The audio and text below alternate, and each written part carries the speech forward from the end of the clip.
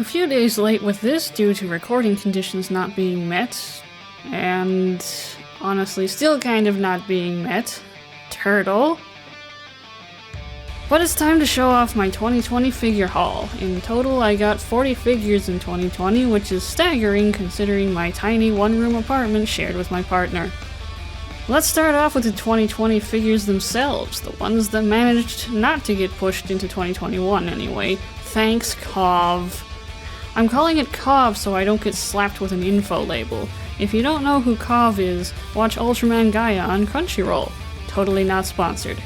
Anyway, 24 out of the 40 figures I got were released this year. It would have been 25 out of 41, but that's another video for another day. Another day very, very soon. Alright, the 2020 figures are SH Figuarts SS Kamen Rider Den-O Sword and Gun Form, SH Figuarts SS Momotaros, SH Figuarts SS Ankh, SH Figuarts SS Kamen Rider O's Tajidol, SH Figuarts Kamen Rider Evil Black Hole, SH Figuarts Kamen Rider Woz Ginga Finally, SH Figuarts Kamen Rider 01 Rising Hopper, SH Figuarts Kamen Rider Vulcan Shooting Wolf, SH Figuarts Ultraman Ace, SH Monster Arts Nargacuga, SH Monster Arts Rathalos, Nendoroid Amaterasu Deluxe Version, X Plus Deforil King Ghidorah 2019 Rick, X Plus Deforil Godzilla 1955 Standard, X Plus Deforil Ultraman Zero, X Plus Deforil Anguirus 1955 Standard, X Plus Deforil Godzilla 1999 Rick, X Plus Deforil Orga Standard, X Plus Deforil Mothra 2019 Rick, X Plus Large Monster Series Godzilla 2019 Rick, X Plus Deforil Mothra 2019 Standard, X Plus Deforil Rodan 2019 Rick, X Plus Yuji Sakai Godzilla 1984 Standard, and X Plus Deforil Kamen Rider Den-O. You may notice Deforil Den-O not being here. That's because he's over in the States with a friend until... I'll get him over here eventually. It was a figure I needed, but the seller didn't want to do international shipping, which is fair. Up next is figures released in 2019. I've got SH Figuarts Ultraman Victory, NECA Godzilla 1956 poster, NECA Godzilla 1962, NECA Godzilla NES reissue, X Plus Yuji Sakai Godzilla 2002 Rick, X Plus Deforil Godzilla 1971 Standard, and X Plus Deforil Kamen Rider Zeo. Zeo, like Den-O, is with a friend in the States as they were purchased together. Next up are 2018 releases, which are SH Figuarts Twin Tail, SH Figuarts Ride Watches Heisei Early, SH Figuarts Ride Watches Heisei Late, SH Figuarts Goku Saiyan Raised on Earth Edition, and SH Figuarts Kamen Rider Gates. And finally, I got one 2014 release, two from 2013, and one from 2012, which are, in order, Real Action Heroes Mikasa Ackerman, Revoltech Zenogre Swordsman, Revoltech Stygian Zenogre, and SH Figuarts Kamen Rider Fourze Module Set 3. Alrighty, now that that's out of the way, what were my favorite purchases from 2020? This isn't a best releases video, that's another video also coming soon. I'll cap the list at 10 favorite purchases. Rejoice! Number 10 is the SH Figuarts Kamen Rider Woz Ginga Finally.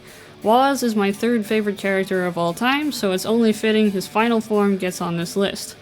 He doesn't come with too many accessories for the web-exclusive price, but the sculpt, paint, and engineering are all on point. Number 9 is SH Figuarts SS Momotaros. My favorite Imagine finally gets an updated release, so I don't have to feel forced to get the very ugly original Figuarts. Momo is super fun to pose, and he's got a mug of Denliner coffee to enjoy. Number 8 is SH Figuarts SS Kamen Rider Den-O Sword and Gun Forms. I missed this pre-order but managed to get one after release from CD Japan. He's got plenty of accessories, fantastic engineering, and a beautiful paint job. He gets a central spot among my Rider Figuarts. Number 7 is the X Plus Deforil Godzilla 1999 Rick version. I gave it a glowing review over the summer, and my favorite part is definitely the paint on the spines. He's adorable. Coming in at number 6 is a 2-for-1. X Plus Deforil Mothra 2019 Rick and Standard versions. I was one of the many in the Facebook X Plus Kaiju Collectors group who double-dipped. These have mostly the same pose, but both paint jobs and sculpts are amazing. Number 5 is NECA's Godzilla 1962. Overall, I consider this suit pretty overrated, but this boy is an absolute unit. Some of the joints were super stiff at first, but I love posing him. I originally was planning on selling off my NECA Godzilla figures and only keeping the more stylized figures, but this changed my mind. I hope NECA can get the Godzilla license again after Godzilla vs. Kong release hype dies down, as these were headed in a great direction. Number 4 is the X Plus Large Monster Series Godzilla 2019 Rick version. Upon merely seeing the promo shots, I knew this was a must-buy. I'm a sucker for blue, alright? Unfortunately, both the Rick and standard versions were delayed, and mine even more so due to shipping difficulties.